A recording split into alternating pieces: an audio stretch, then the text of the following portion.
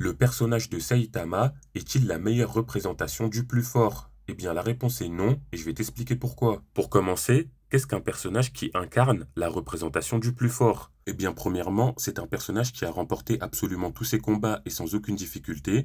Deuxièmement, c'est un personnage qui est le plus fort de son univers. Et troisièmement, le plus important, c'est un personnage qui est reconnu unanimement et par tous comme étant le plus fort de son univers. Sauf que dans le cas de Saitama, certes, il a remporté tous ses combats et sans aucune difficulté, cependant, ce n'est pas le plus fort de son univers, car il s'agit de G, l'entité suprême de One Punch Man. Et en plus, Saitama n'est pas du tout reconnu comme étant le plus fort de son univers.